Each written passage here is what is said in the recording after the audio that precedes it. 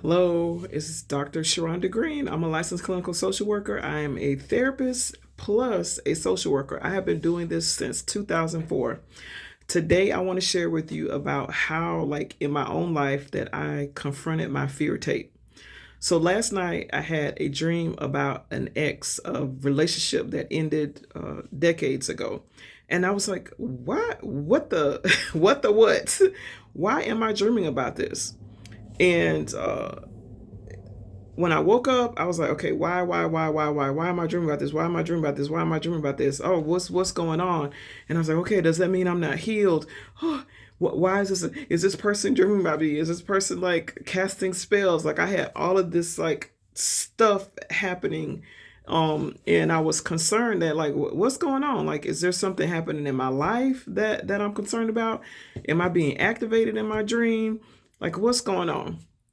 And for me, my growing up as the oldest of six, there's traumas that happened in my life, and some of my traumas happened when I was asleep. And so what I did is I got up and I journaled. I took some deep breaths. I got some water, and I continued my routine.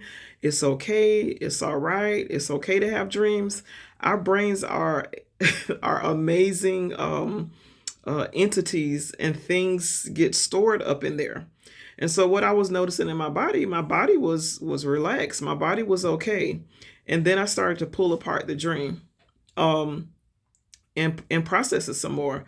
I also had to like kind of confront that fear tape, like what is wrong with me, and why am I not healed? And I want to let you know something, like healing is not like a final ultimate destination. Life is going to give us opportunities. Life is going to like pull and tug at us. And because we have our feelings, because we have our emotions, and they tell us how our body is experiencing things, it informs us about our realities. We're going to be living. And just because a little bump in the road happens does not mean that you are not healing. It just means, for me, what it had meant for me was that I get to show up for myself. I get to say, no, wait a minute. I am safe. I am loved. I am kind. I am abundant. There's nobody like me. So when I grounded myself and I reminded myself of my values and my boundaries, in the dream, what happened was I had stated a boundary. I had stated a physical boundary. And when I stated that in the dream to this ex relationship, this ex person, I was like, oh, the dream was over. So this is what I know about myself at this stage in my life and in my journey, like professionally and personally, that boundaries keep me safe. Whatever is happening on the outside of me is what's happening on the outside of me. And just because those things come up doesn't mean that I'm not healed. I get to decide how I respond to that because I understand boundaries better. I have created safety in me. Wherever I am in my body, I am safe. So those are the things that I affirm with myself. And I was like, oh gosh, like I asserted my boundary in my dream, and the dream was over.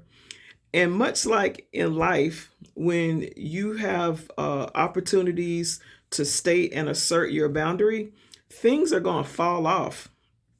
Your responsibility is not to say when you have your boundary, like, stop violating my boundary, stop violating my boundary. I can't believe that you're doing that. Your boundary is there, and you walk away. You whisk yourself away like the goddess and the amazing person that you are, and you let your boundary stay there.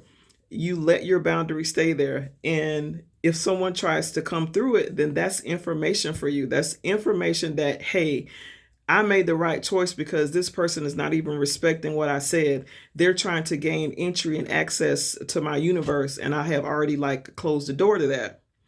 So I just want to encourage you as you are practicing, because I still practice. I'm a therapist. I have a lot of tools in my toolbox to navigate that, and I practice it. I practice self compassion. I practice self care.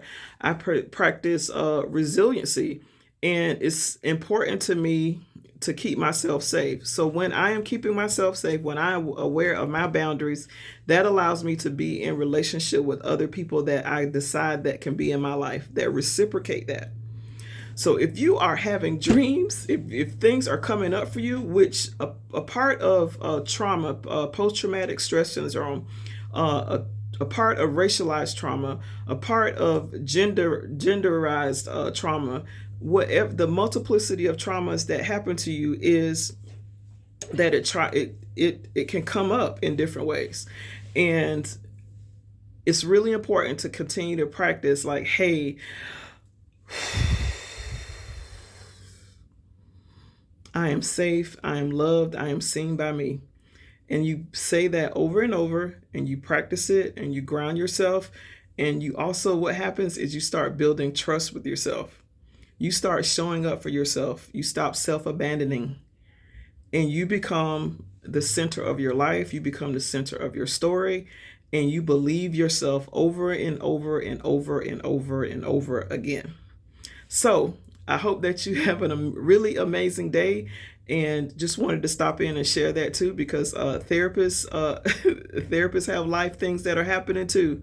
And I want you to know that you are not alone in this journey. And if you want to work with me and receive mental health counseling, mental health therapy, and I use those words interchangeably, you can book a session with me. I am not on any insurance panels. My online private practice is self-pay. If you have questions, you have comments, please feel free to send those, to put those in the comment section. I'm looking forward to hearing from you. Have an exceptional day.